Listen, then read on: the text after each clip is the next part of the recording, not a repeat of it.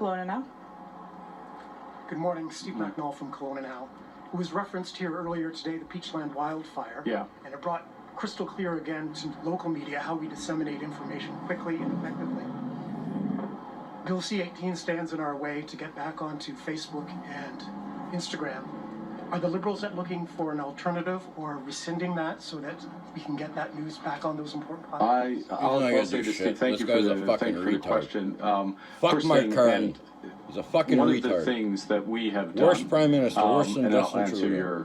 your specific question. Dumb fucking let me retard. make a point That's on what he something is. we have done, which is, and you may not like this part of the answer, but I'm going to give it to you, which is that one of the roles of CBC Radio Canada is to provide unbiased, immediate, local information, particularly in terms of in situations such as you're referring to, and that's one of the reasons why we've made the commitment to invest and reinforce and actually change the governance of CBC Radio Can to ensure that they are providing those essential services. Now, to your specific question, I personally, and this government is a big believer in the value of what you do. I'm going to use you as a representation on local news, and the importance of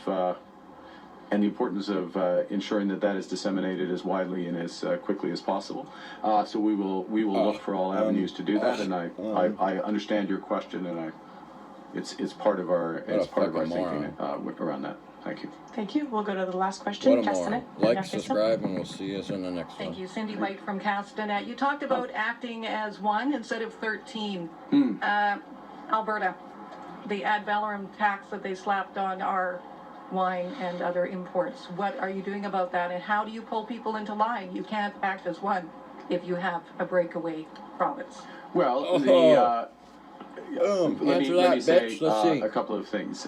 First, with respect to the wine industry in British Columbia, one of the most remarkable transformations over the course of the 50 years that I've been coming here, the level of innovation, the quality, the competition, the ideas, the hospitality, all of that is remarkable.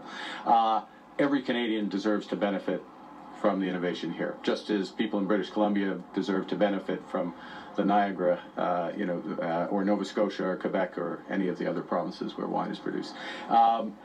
And I think this is actually one of the tests of some of the provincial, because your question goes to provincial barriers and frictions.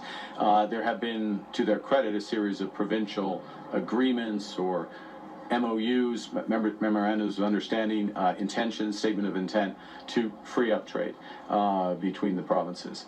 The federal government has taken a number of actions. We've legislated to remove all our barriers. And as First Ministers, Prime Minister, and the Premiers, we need to work together to translate those commitments into action so that tangible things, such as wine, is moving friction-free across the borders, and so that many other elements of our economy that are less tangible and won't make the headlines are doing as well.